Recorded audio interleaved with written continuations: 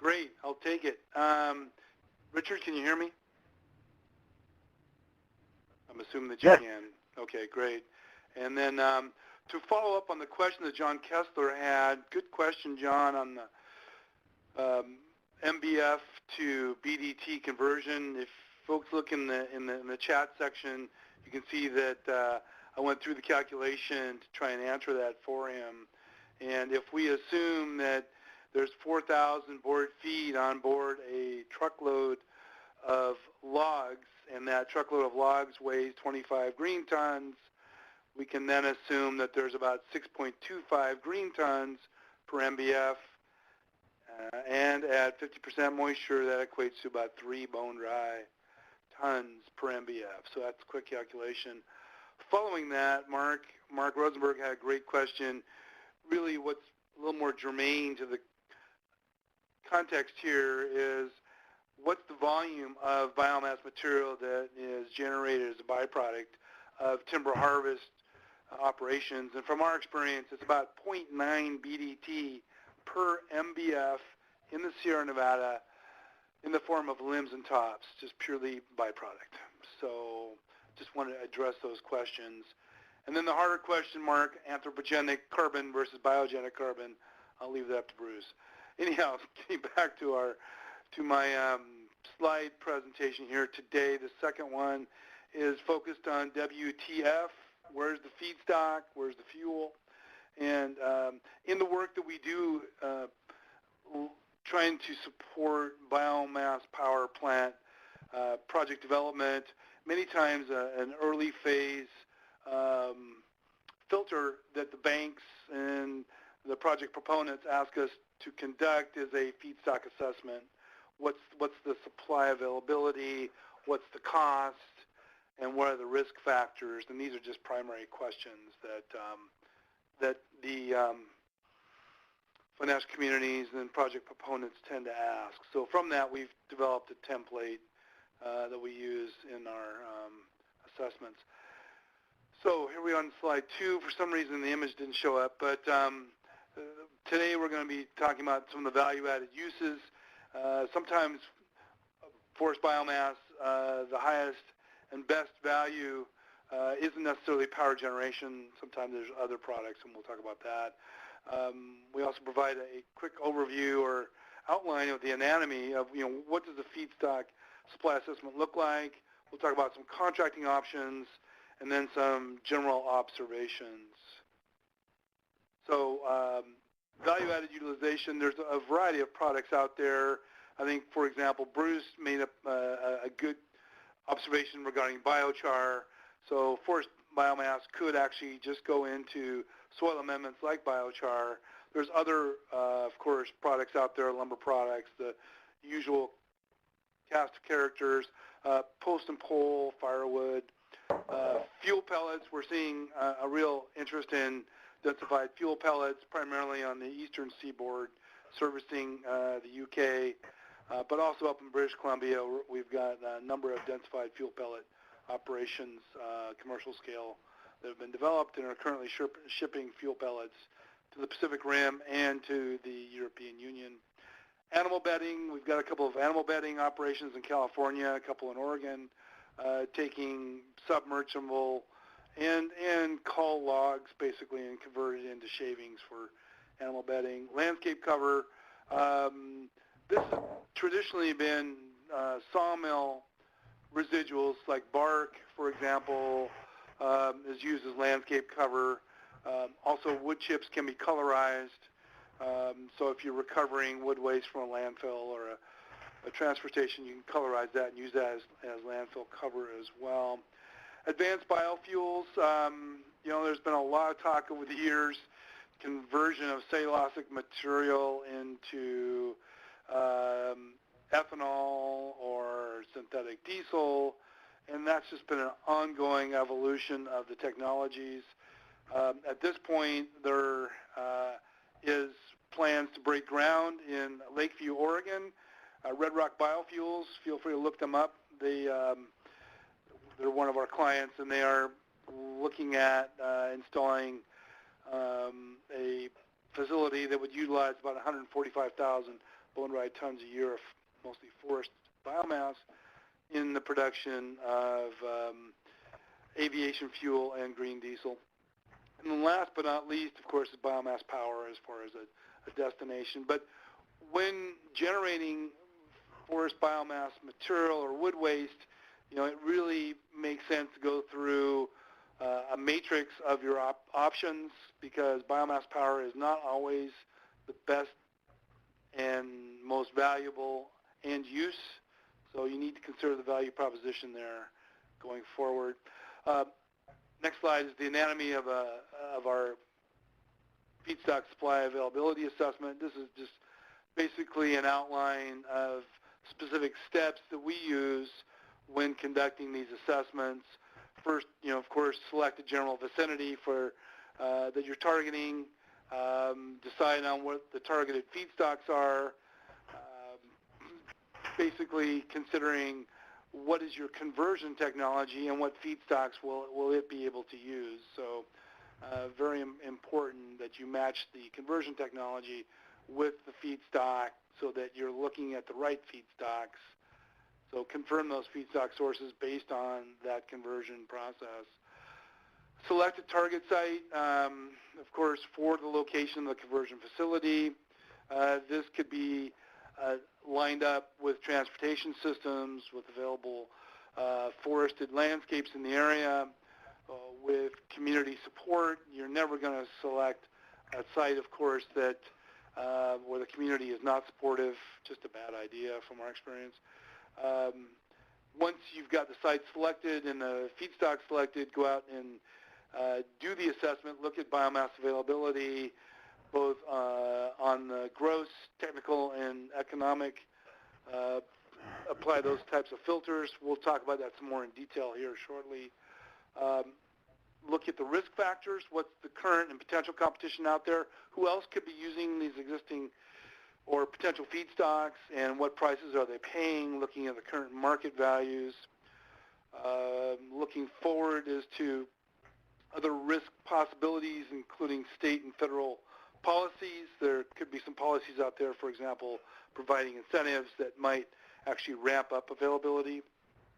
That could go the other way, of course, if, for example, there's some issues with habitat or riparian zones that are being set aside for additional protections, which means there'll be less feedstock available off those landscapes. So that needs to be considered. Last couple sections of our assessments include a 5-year availability, supply availability, and then pricing forecast. That's taking into account all the bullet items above in trying to forecast forward. Okay, what's the picture going to be for the next 5 years? And then lastly, again, for the investment, the private investment sector, they're very interested in, okay, what are the future supplies and future risks going forward? So we always include that in our assessments. A key factor is the fuel or feedstock characteristics. In the context of biomass power, of course, heating value is a significant driver. As I mentioned earlier today in answer to Mark's question, when looking at woody biomass material, the BTU per dry pound amounts to anywhere from 7,500 BTU to 8,500. Moisture content can range from 15% to 50%. So if you're harvesting green right out of the forest, you're looking at a pretty high moisture content of 50%. If you let those slash piles dry, as we did working with Bruce Springsteen and Placer County, they can actually come in at 30% moisture. And we highly recommend that because the economics of transporting moisture will pretty much be a driver such that you don't want to be moving water down the road. You want to be moving bone dry tons. So the drier the material, the better, especially on the economic side. Sizing, most of the power plants are looking for material that's 3-inch minus, so it's chipped or ground up at 3-inch minus. Delivery to the facility. Ash content, of course, the higher the ash content, the more significant the abrasion or sand or dirt that's actually in the boiler, and that can be a serious problem and cause premature erosion to the firebox, the boiler tubes, and the superheater. So power plants typically have a 5% cap on ash content. Above that, they will start to deduct or reduce the price paid for delivered biomass material.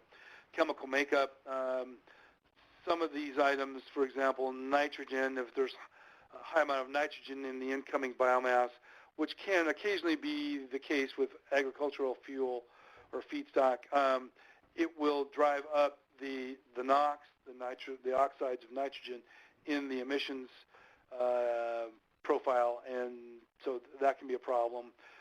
Potassium, high amount of potassium or alkaloids will actually foul the boiler and cause it to be lined with excess ash or non-combustible. So many times the biomass power plants will conduct chemical tests ahead of receiving certain types of biomass fuel. In California, the primary feedstock sources amount to these: timber harvest residuals, as we talked about earlier, fuels treatment residuals. Of course, traditionally that would be submersible material that's chipped up as a byproduct of fuels treatment. Forest products manufacturing residuals, this is sawdust, chips, bark, shavings. Sometimes there's, of course, higher value markets than just biomass power for those residuals. As we mentioned earlier, bark going into landscape cover is a high valued commodity these days, especially with the economy coming back the way it has been lately. Shavings, highest and best use for shavings would be say composite panel facilities such as the one at Martel that's producing particle board or hardboard. Urban wood waste is excellent feedstock source, primarily because so much of it is generated within the state, and as communities and counties continue to ramp up the diversion rate of moving material away from landfills, we're going to see additional material be made available out of the urban centers. Agricultural byproducts in California, there's about 1.2 million acres of orchards, which have a service life or rotation age ranging from 15 years to 30 years. And with that sort of rotation schedule, there is a lot of orchard material being generated right now. Also, there's walnut shell, almond shell, as we talked about earlier, olive pits, peach pits. So that sector is pretty significant. I always like to include in my slide deck some pictures of equipment. This is a chipper operating on a project we did up out of Downeyville. This is in 2010. This is Bamford Logging, actually processing timber harvest residuals on the landing there, blowing chips into that chip van. You can see that. Pretty classic. This is the truck we were using to move that material. Kind of interesting. This was developed by the San Dimas Technology and Development Center in Southern California. You can see a Stinger steer trailer here, which this box is basically sitting on, and it's amazing what kind of road systems this tractor trailer combination will navigate. This truck and trailer currently sits at Bass Lake Ranger District, and we plan to use it in conjunction with the North Fork Bioenergy facility. Okay, so getting back to the assessment, key items that we consider when going forward with our assessment is what are the project objectives? Many times our clients are communities or fire safe councils, and a primary driver many times is fire defensible communities. It isn't necessarily just generating revenue for power or jobs, it's defensible communities. And many times that's the number one objective, so we have to keep that in mind as we conduct our assessment. healthy watersheds, fire-resilient landscapes, improving air emissions in the area by reducing open pile burning, and then many of the projects we work on, jobs are an issue. Some of the Indian reservations we worked on, for example, jobs and economic development is huge, as well as many of the rural communities, forested communities that at one time had sawmills operating. Today do not have that, unfortunately, don't have that that sector operating as it once did, and are definitely in the hunt for economic development. Sustainably available long-term supply is very important. Traditionally, we're looking at 30 to 100-mile radius sourcing. The 100-mile radius would come into play, for example, if we're looking at a 50-megawatt facility that's got a demand for 400,000 bone-dry tons a year of material. We'll definitely be reaching out a little bit farther than, say, a 1 or 3-megawatt facility, which we most likely could source within a 30-mile radius. So economically available, we need to account for what's out there on the current usage side of things. If it's already being utilized, we definitely would put that in the category of not being economically available, because we'd have to compete for it to bring it into the facility. Available in quantities from financially viable sources. Very important that the suppliers of the feedstock be entities that already have experience in this area, have been conducting this work for a while, and from the investment sector standpoint are considered financially viable sources.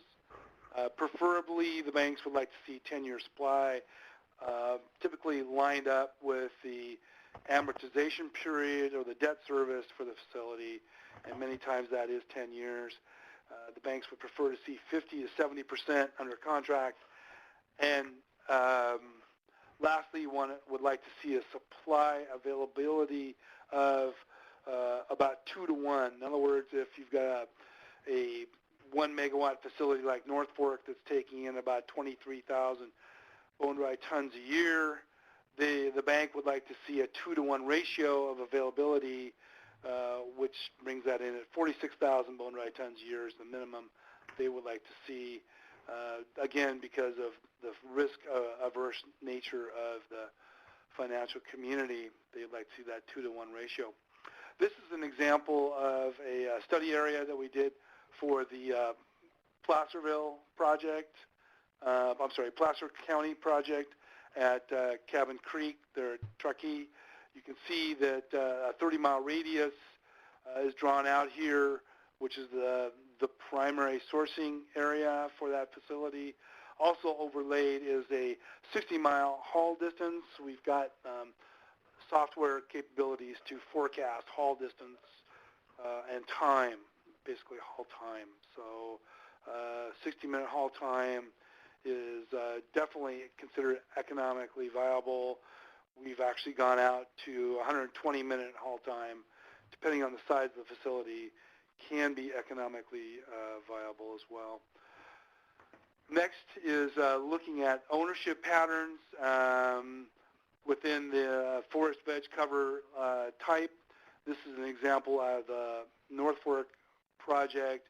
You can see the volume of forested acres by ownership. This helps us understand, okay, who are the key ownerships that are out there that we should be targeting as we interview the land managers, resource managers, to understand what's available long-term sustainably, and then also to understand when it comes time for contracting purposes, who we should be targeting to try to set up long-term contracts with key landowners that are out there. In this case, you can see that 60% of the forested ownership falls under U.S. Forest Service jurisdiction, with about 32% falling under private. The rest is spread out.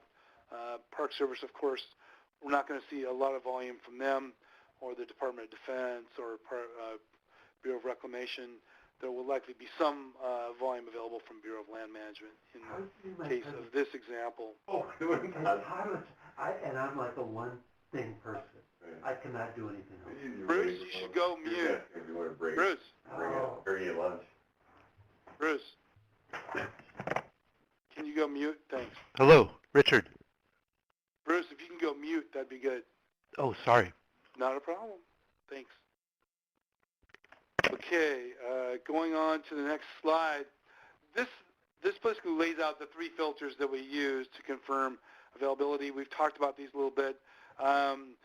What's potentially available as far as the feedstock out there, this is just the gross estimate, sort of a global number without applying any filters as yet. Once we get that gross number, we look at what's technically available. For example, we know that as topography gets steeper, road systems become more challenging, but also on that steeper ground, it's harder to deploy equipment and recover forest biomass. So traditionally speaking, we try to look at what's technically available for topography under 35% slope gradient. We also, of course, need to look at resource policy factors such as wilderness areas, parks, riparian zones, sensitive habitat. All of those would be considered off base and technically unavailable. Next filter is economically available. So once we've honed down the number using potential and technical filters, we then look at what's economically available, taking into account potential competition that's out there, community support. Of course, there are some communities that are more supportive than others. Some communities also might like to see more standing volume left out into the landscape for whatever reasons, view shed, or just more firewood usage, for example. We want to definitely not impact communities' firewood sources. And then take into account, lastly, the costs for harvest, collection, processing, and transport. So those are the filters that we use and communicate back to our clients based on those filters what's available. Current potential competition, this is a pretty big deal, especially in California where we've got 26 existing biomass power plants. We need to absolutely account for the fact that they do exist. Even though their power purchase agreements may be terming out by 2020, we still need to account for them. Also, there is still a particle board facility operating at Martel. I spoke to that earlier. Need to account for the fact that some of that forest biomass could easily go into that facility. There will always be demand for soil amendments, landscape cover. So need to carve that out, not to mention firewood. And then in California, this is not the case, but in some parts of North America, there is a feedstock demand for densified fuel pellets. And at some point, maybe even advanced biofuels, such as the case up in Lakeview with Red Rock Biofuels. So looking at other risk items to consider are state and federal policies that will impact availability, but also will impact the potential for lining up long-term contracts. On the federal side, of course, probably a number of people on this call have heard of stewardship contract opportunities that are out there. This basically is authority provided to federal land managers in the form of Forest Service and BLM to put together long-term, and when we say long-term, we're talking about up to 10-year stewardship contracts to conduct a variety of services on forested landscapes. Some of those services, such as fuels treatment, may generate forest biomass material, as well as saw logs. Other policies out there, of course, the Collaborative Forest Landscape Restoration Act. This is a pretty big deal. We've got a couple of these CFLR projects in play in California, including Dinky Creek, as well as some to the north, and they will be generating biomass long-term, and could be an opportunity for some of the communities out there to become active in local land management decisions based on collaborative efforts. The Biomass Crop Assistance Program, this is a program that basically provides matching dollars for biomass collection, processing, and transport, and it has changed over the years. I know that there's, I think, a $25 million carve-out this year for the BCAP program, but every year it's been modified somewhat and is somewhat inconsistent. State examples of policies that impact biomass availability include, in Oregon, for example, there is a producer's tax credit that allows biomass producers to allocate a tax credit amounting to about $10 a bone dry ton for their tax liabilities on a state tax basis for every bone dry ton they deliver to a energy facility or a biomass user within Oregon. And then lastly, an example here in California is Senate Bill 705, which basically minimizes opportunities to pile and burn orchard material within the San Joaquin Valley Air Pollution Control District. And this basically provided a lot of incentive for orchard owners, orchard growers, to divert orchard prunings and orchard removal material into the local biomass power plants.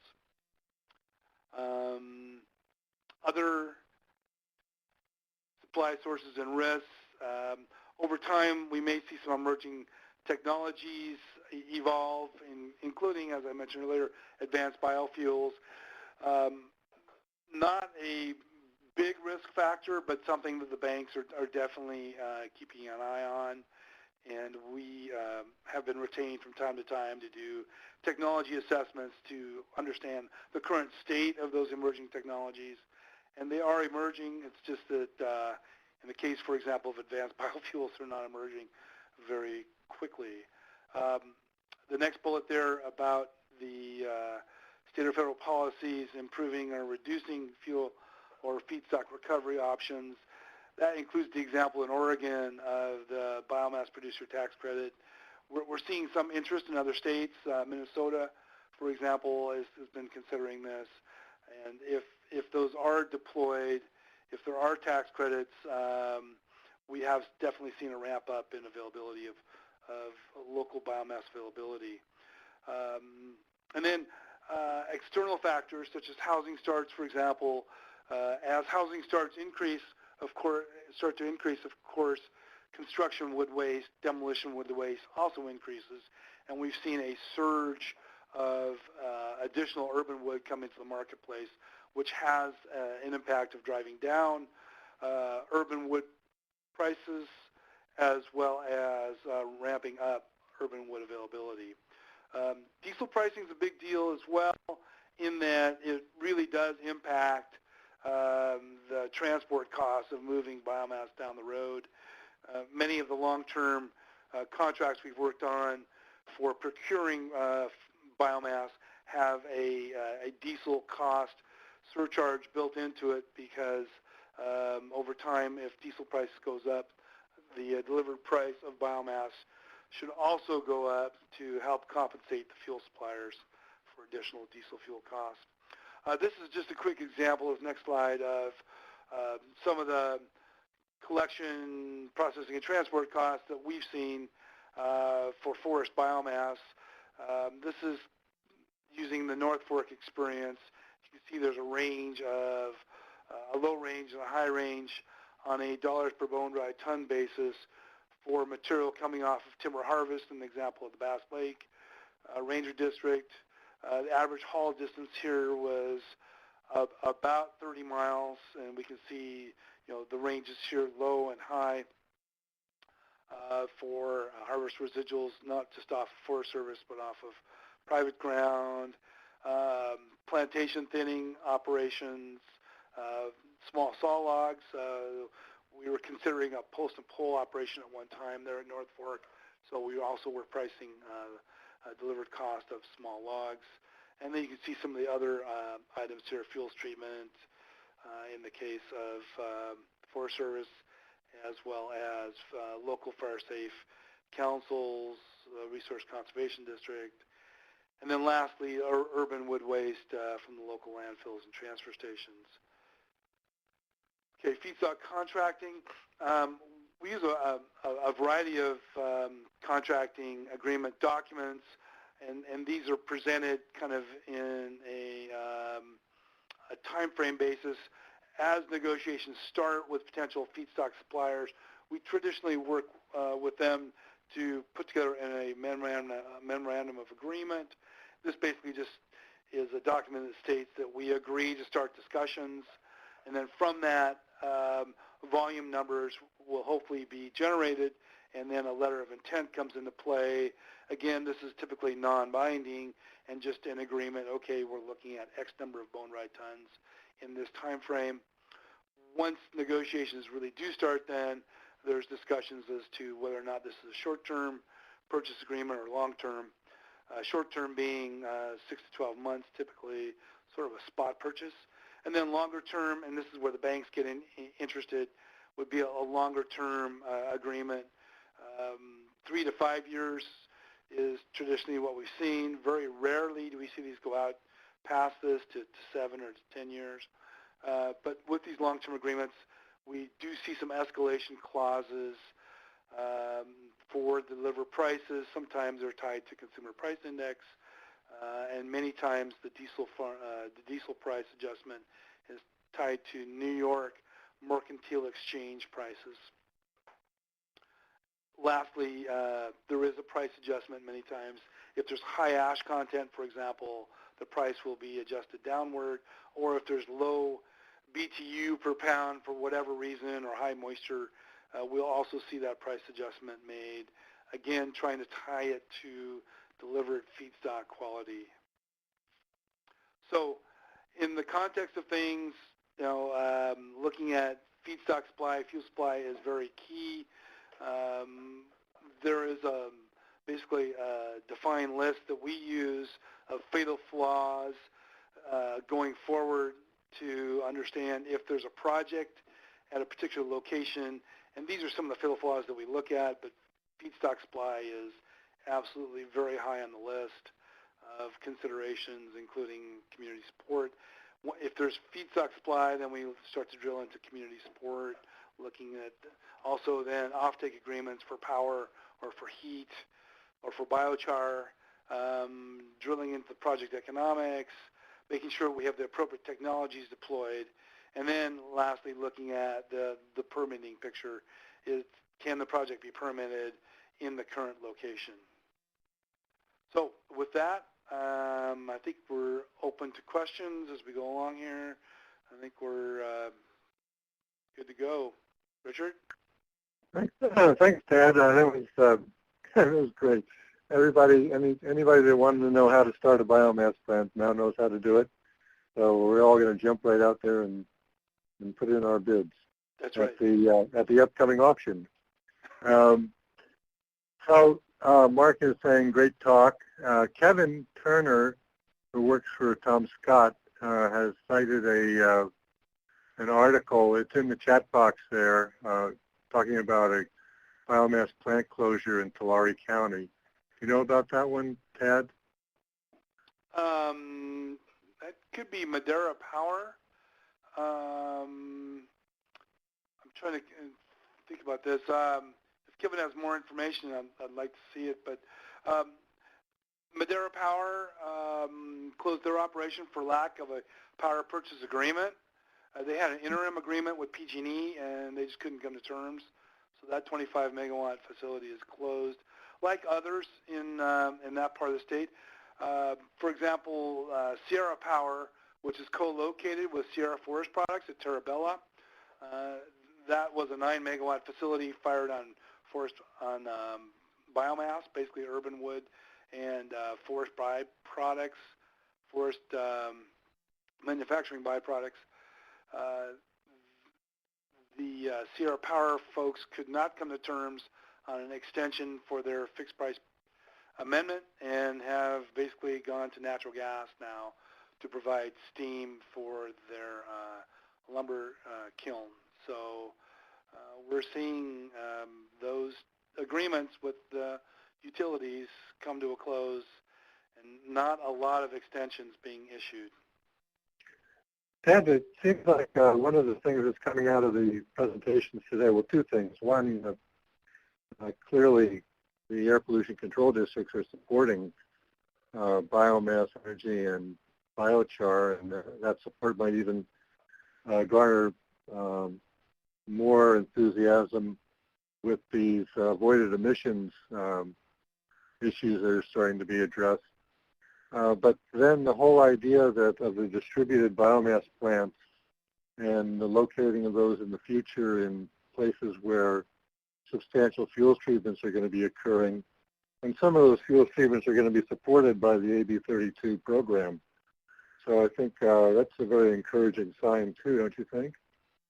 Oh, absolutely.